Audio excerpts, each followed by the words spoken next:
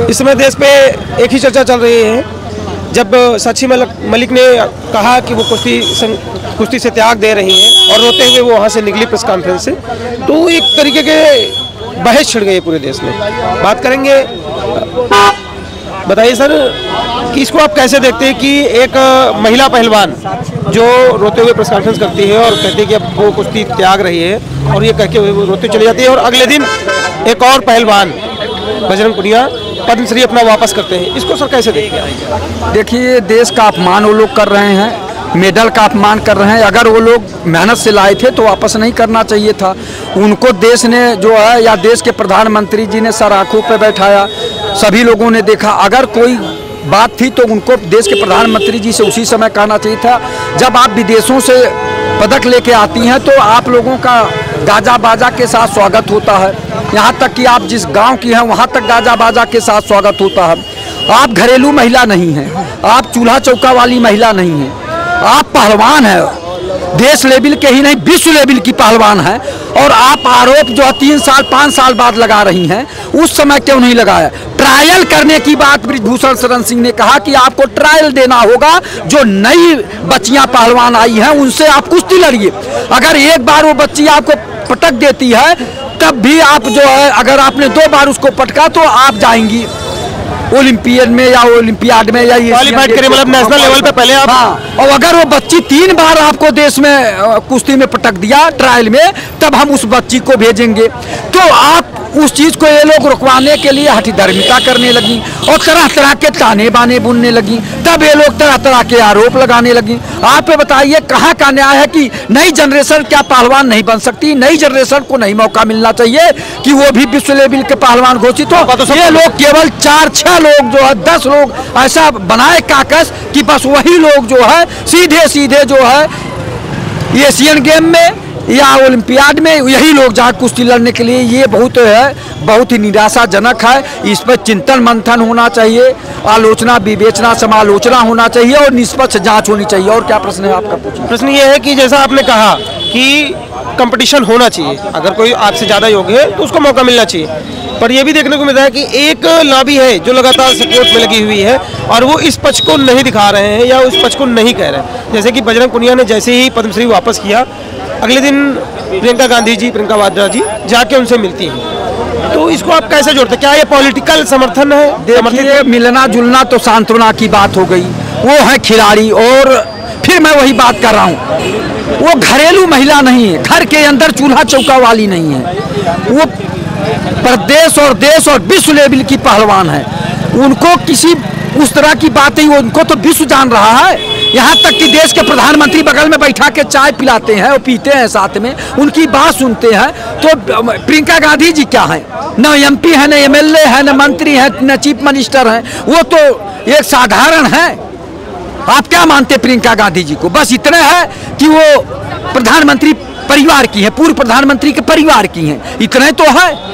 तो उनको क्यों आप लोग घसीट रहे हैं? मेन घसीट नहीं रहे, वो तो मतलब दिख रहा है ना सर कि वो जा रही हैं। और जैसे आपने कहा साधारण वो भी नहीं है, एक बड़ा लीडरशिप है उनका कांग्रेस में।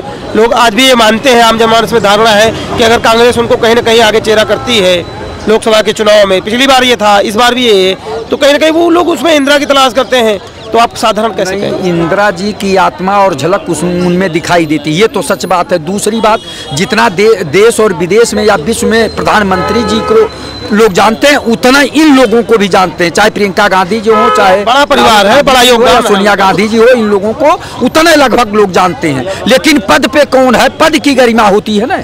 इस समय पद पे देश के प्रधानमंत्री जी हैं तो उनकी गरिमा है। और जहाँ तक इन पहलवानों की बात है, अगर मेडल आप जीत के ले आई हैं तो आप तमाम विभागों में आप गजेटेड अफसर भी हैं, समझे। आप कहीं DYSP हैं, डिप्टी SP हैं, या कहीं रेलवे में हैं, बड़े पद पे हैं आप लोग। तो किससे आप क्यों नहीं पहले चिल्ला के छोड़ दिया? पहले क्यों नहीं वापस किया? आज क्यों वापस करने जा रही? तो जो यानी ये देश का मेडल है ना, ये आप देश का मेडल जीत के ले आई थी, जिसको जो है देश के प्रधानमंत्री जी भी आपको बड़ी सराहना किए, सब कुछ किए।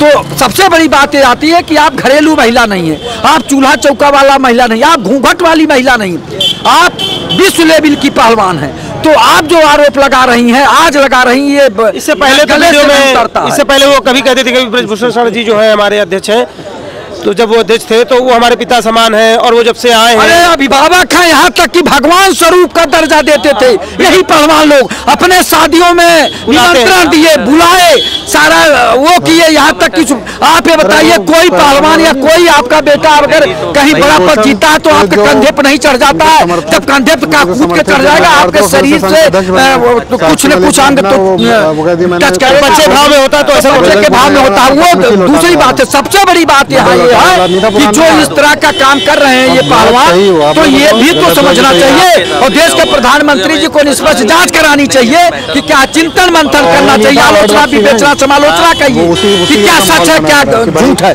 लेकिन इनका मुझे गले से नहीं उतरता। आज तो हम भाई कुछ नहीं, हमारे महामहिम राज्यपाल महोदया ने भी कहा है कि आप पुरुष सशक्तिकरण होना चाहिए।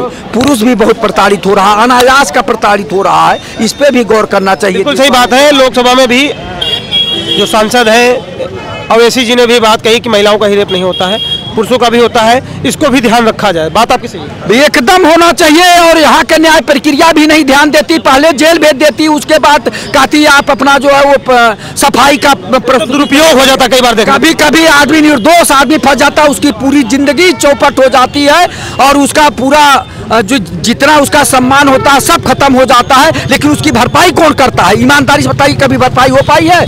इसलिए इस पे बहुत ही सोच समझ कर फैसला होना चाहिए, चाहे जो हो।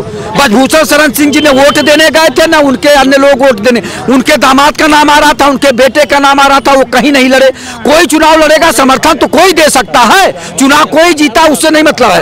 अगर कोई जीता होता तो हम स्वागत करते, जो जीता है भैया वहाँ बेईमानी का तो आरोप लगा नहीं रही है कि वोट गलत पड़ा है, वोट गिनती गलत हुई, वहाँ तो सही हुआ है। तो जो सही हुआ तो वो बात माननी चाहिए, स्वीकार करना चाहिए, स्वीकार करना चाहिए।